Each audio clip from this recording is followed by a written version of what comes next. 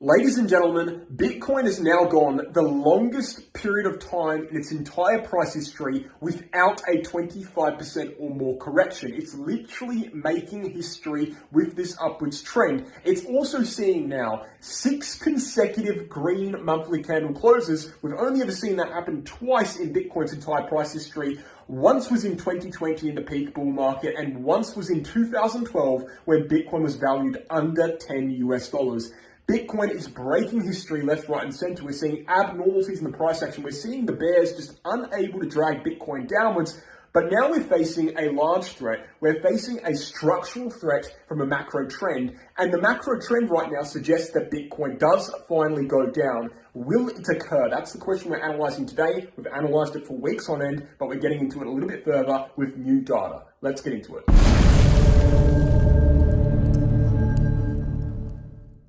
Before we get into the content, let's check out a few things in the description below. First and foremost is the VIP group.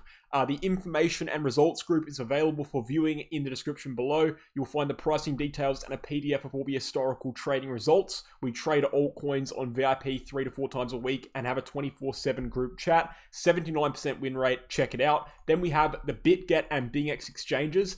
Both very good exchanges we advertise on this channel, both never been hacked before, both got very low trading fees, both got many market pairs available. BingX is global non-KYC and BitGet is global KYC minus the USA and Canada. Check them out with my links below for referral link discounts and rewards. And then finally, the Become a Trader 10-unit course will teach you everything you need to know about trading, whether it be TA, fundamentals, market psychology, how to find trades. It's all on the website and it's all in the course. Check out those links below. Guys, without further ado, let's get into the content. Now, I want to start by giving you the main claim of this video, right? And then with that claim, of course, we're going to follow it up with actual data. We're going to follow it up with what you should be doing, how you should be reacting. But the claim is this: Bitcoin has never really done anything like this before. And I'm not talking from a macro trend level. I'm talking from a sheer price action level. We've never actually really done anything like this before, especially at this part of the cycle. Now, what we've seen on Bitcoin and what we're seeing on Bitcoin, unless we close below 42K in 5 days, which is incredibly unlikely, we will have seen 6 green consecutive monthly candle closes, okay? Starting from September, that's 1 green, 2 green, 3 green, 4 green, 5 green. This is the 6 consecutive green monthly candle close. I understand that last month in January, the close was barely green, but it was green. And so now we've seen the 6th candle form this month. Now, I want to make something very, very, very clear. This is rare. Very rare. In fact, the last time we saw it was here in 2020, which doesn't sound like that long ago, right? But it's actually 4 years ago. 2020 was 4 years ago. And this specifically was 3.5 years ago. So it's actually quite a while. But also, if you're looking at the context, 2020 was post-halving. 2020 was the actual bull market. We're pre-halving right now. We're not in the actual cyclical bull market yet. There's no indication that we're in a cyclical bull market. Guys, you have to remember the price moving up is not the same thing as a bull market. And this is coming from someone who's bought average prices of 19K on Bitcoin, who bought first at 17K publicly on this YouTube channel. The bull market starts after the halving, but the reality is we have not seen 6 consecutive green monthly candle closes since 2020. And before that, we have not seen 6 consecutive monthly candle closes since, I believe, all the way back here in 2012 to 2013, just after the first halving. I could be wrong on that. There could be another one. I think there might be another one somewhere, but I think for the most part, that sounds about correct. I think it's 2020, and then we go all the way back to 2013, and then what we're seeing right now. Those are the only times in Bitcoin's entire price history, basically, past the first halving. So the only times in the last 12 years for Bitcoin that we've seen 6 consecutive green monthly candle closes, giving you a great idea of how bullish Bitcoin has been. I want to be very clear with maximum clarity here. Let me go to a daily chart on Bitcoin. In fact, let's just flip over to a daily chart right now. Guys, Bitcoin, if we go to the daily chart, has not actually seen any proper downside price action, like any actual bearish price action, since around March 2023. And that's the true reality, because all of this price action here from March 2023 onwards was all just holding a macro trend to the upside. We held the lows. There was no downwards trend. It was just sideways consolidation. There's no downwards trend here. There was a very, very small deviation of a downside from the upwards trend there in January, but it was very short-lived. It only lasted a few days. for the most part, we have not actually seen any significant downside price action, any significant downwards trend on Bitcoin since around March or February 2023. So it's been a year, a whole year, where we've seen basically exclusively upwards only on Bitcoin. And on top of that, again, first time in 3.5 years, we've seen 6 green consecutive monthly candles. On top of that, we have gone, and I want to make sure you understand this. So listen exactly to what I say here so there's no misunderstandings. We have gone on Bitcoin the longest period of time since we have seen a 25% correction ever. Okay, so I'm talking about the last time we saw a 25% correction was March, okay, March 2023. It's been roughly, over 300 days now since March 2023. That was the last time we saw a 25% correction. We have never gone this long without seeing a 25% correction or more on Bitcoin in its entire price history. Right? I'm not talking about, since 2012. I'm talking about Bitcoin has never gone this long without seeing a 25% correction. So that on top of the fact we've seen 6 consecutive green monthly candle closes, which has only happened twice in Bitcoin's entire price history, on top of the fact that we haven't seen any downside price action basically for the last whole year, really shows you just how unique the structure is for Bitcoin right now. And why is this, right? Well, one of the main reasons, seeing as the 6 months of upwards price action started in September, well, what happened in September, guys? September was when we saw the bottom on Bitcoin at 24.5k before we went upwards to the upside again. And what happened in September? The ETF narrative started to ramp up. Now, obviously, it's not a narrative anymore. It's a reality. But at that point in September, it was a narrative. It was not confirmed to be true yet. There was no confirmation that ETFs were going to be approved. It was a theory. It was a speculation. It was likely, but it was still a theory. And so the ETF narrative drove Bitcoin to the upside. We then saw the approval of the ETFs. We saw a big correction occur as people, I guess, kind of sold because they thought maybe the rally was over now that ETFs were approved, and we did see a correction from that. We saw a 21% correction from 49k to 38.5k, but now the actual reality of ETFs has driven the price even higher. So it's unsurprising to me to a certain extent. It's not really unsurprising, but there's a reason why this has occurred. It's ETFs mainly. The narrative and now the actual realization of ETFs. You know, we've seen out of all, we can just go to a chart here, out of all kind of the inflows of ETFs, let's expand this chart. This is every day of ETF on Bitcoin, the inflows, right? We can see that basically all of these days, is aside from 1, 2, 3, 4, 5, 6, 7, 8 days, aside from 8 days, you know, we've got probably 30 to 40 days of data right here of the ETFs being in existence. 32 of those days have been positive inflows. So net positive inflows to the ETFs, meaning there's been buying on the ETFs. And sometimes that's getting up to $500 to $600 million worth of buying as a net positive to ETFs. So we're just seeing huge amounts of Bitcoin being bought over and over and over again. Will this last forever? Well, it's hard to say. We don't know. But I mean, obviously with ETFs, just like with Bitcoin, you're not going to see people buying consistently forever. You're going to see the buying slow down. Maybe you're going to see net negative inflows some days. You know, we've seen this already. I mean, just 2 days ago, we saw a total net inflow on the ETFs at $0. So basically nothing really happened. There was an equal amount of buying and equal amount of selling. So it is possible for Bitcoin to see net negative ETF inflows. In fact, we saw it for about a week in mid to late January. So it's not like the ETFs guarantee that Bitcoin is going to go upwards forever and it's only going to be buying, right? There is going to be selling on the ETFs as well. It's just that perhaps, you know, they've just released only a month ago. So of course, the majority of people are going to be buying because they're getting into it for the first time. But overall, I don't really see any proper reason to believe that ETFs are just going to be exclusively upwards only for Bitcoin. You know, ETFs could actually exacerbate the selling pressure as well. You know, if there's a bear market on Bitcoin, there's no reason to believe that people are going to keep buying the ETFs. If people are selling their Bitcoin on the price chart, on spot market, in regular exchanges, they're probably going to be selling in the ETF as well. So yes, the ETF is bullish. Yes, it opens up the market to way more investors, which obviously is going to have a net positive effect.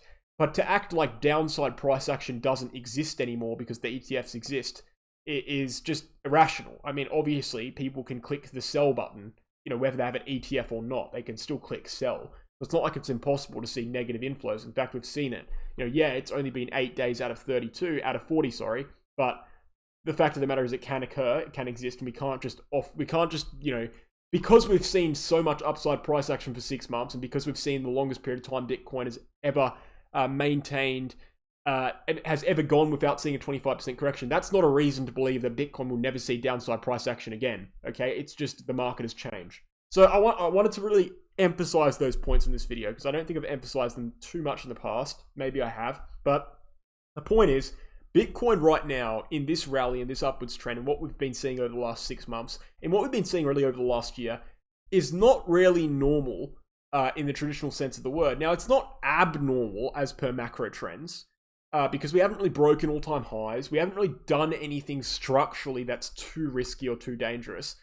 But just the sheer quantity of this move, the sheer scale of this move, without any reasonable correction whatsoever, is a little bit of an abnormality there. There has been clearly a massive bullish bias on Bitcoin for quite a long period of time now. And this bullish bias on Bitcoin has led to Bitcoin, threatening to break macro trends. For example, the macro trend I've discussed over and over again now, and I'll continue to discuss, is the one in relation to this chart right here. It shows us that Bitcoin, through Fibonacci and through observational analysis, has a similar structure in every single cycle, okay? Has this structure right here. I've circled in each of the 3 cycles. We have a structure in which we see this yellow horizontal line, which you'll see on the screen here, from the bear market dead cat bounce, which lines up with 0.618 on the Fibonacci retracement in every single cycle. We come upwards to that line after the bottom. We reject from that line and we go downwards for a pre-halving correction or, post-halving correction, whatever it may be. It kind of goes from pre to post because the market actually, contrasted to popular belief, the market actually doesn't pump upon the halving immediately. The market pumps after the halving. We're talking like 2 months after the halving. That's when the bull market historically starts. The halving itself actually historically has been quite a negative event. Or if not, at least neutral. The immediate effects of the Bitcoin halving are not bullish at all. But if we're looking at that yellow horizontal line in the Fibonacci level, and we're looking at where that rejection occurs, we can see it also lines up with a rejection from this yellow line on the monthly chart RSI at 67 as well. So we see historically the same structure form over and over again, and the structure right now suggests we will be rejecting from this level and going downwards for 3 to 4 months before in about July or August coming back above 53k and starting the bull market from there and then reaching all-time highs around November, December. That is what the macro trend suggests. Now, that macro trend doesn't have to maintain. That macro trend can break. But obviously the trend is your friend until it ends to a certain extent. And when I say that, I'm not saying you should be jumping into short positions because we have seen, as I've said, some abnormalities in Bitcoin here. We have seen a massive amount of bullish bias. So perhaps if the trend is going to break, perhaps now is the time. But the problem is it's impossible to really make any distinctive claims in regards to this trend. All we can do is observe its existence, and all we can do is say, well, the trend's still there, and the trend does suggest Bitcoin rejects here, so we'll just have to wait and see. That's the most we can really get out of this right now. So those trends do exist. We're also looking at Bitcoin, and we're looking at Bitcoin in relation to Ethereum, total cryptocurrency market cap. You can see we have the same structure across all these charts. We have 2 horizontal red lines, one of them support, one of them is resistance. We have 2 separate ascending support lines. One of them is red, one of them is yellow, the red one being shorter term and the yellow one being longer term.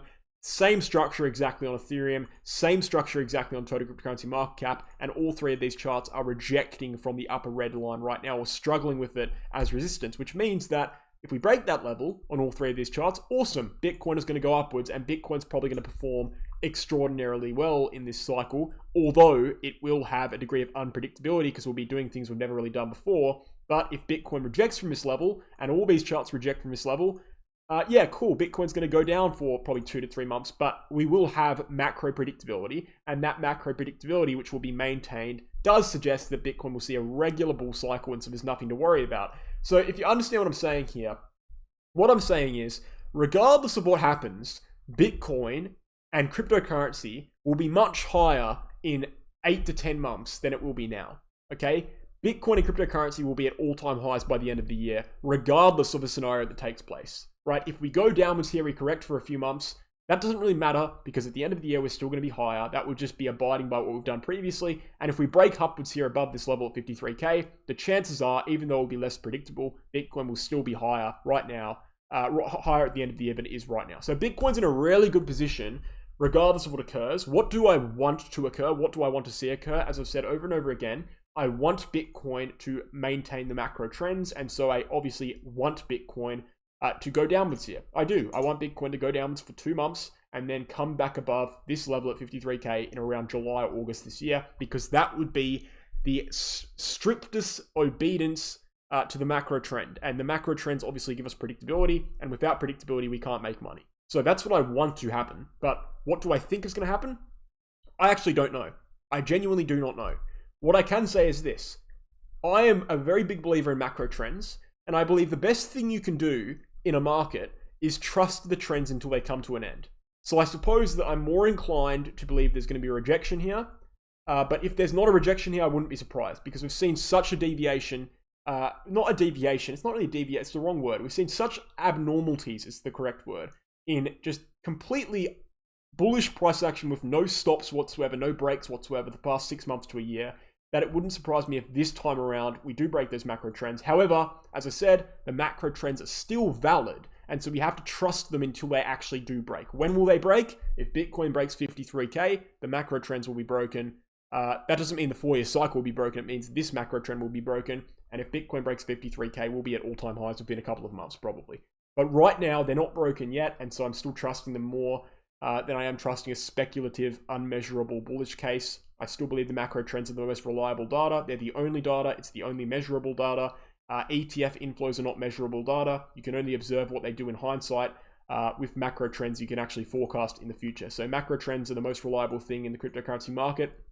And even if this macro trend breaks, that will not take away the validity of macro trends as a whole, because macro trends are always going to be the most reliable methods of prediction. So right now, of course, being a macro analyst, I'm going to trust the macro trends. I'm going to assume, not assume, but I'm going to suggest that the likely scenario that you should be preparing for is a rejection here until proven otherwise.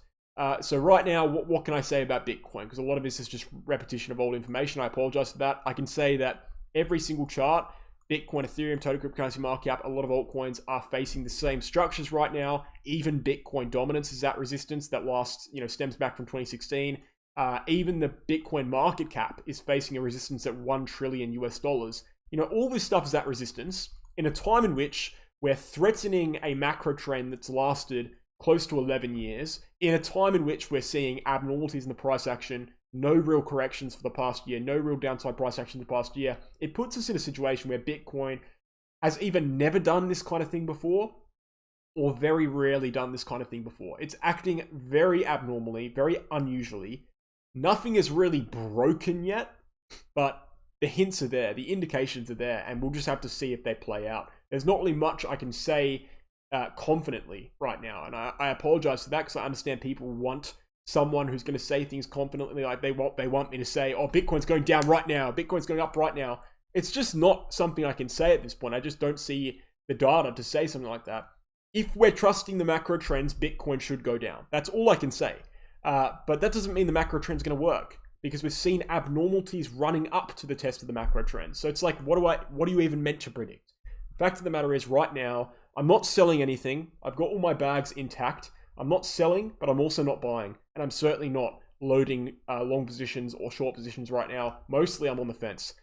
So guys, we'll have to see what happens. I won't be around for new videos for the next 2 days. So in 2 days from now, I'll catch you up on the price action that's occurred. But as of right now, we're just staying right now in the same spot for Bitcoin we've been in for a few weeks, which is a spot of massive uncertainty, really. We're threatening these macro trends. They're not broken yet.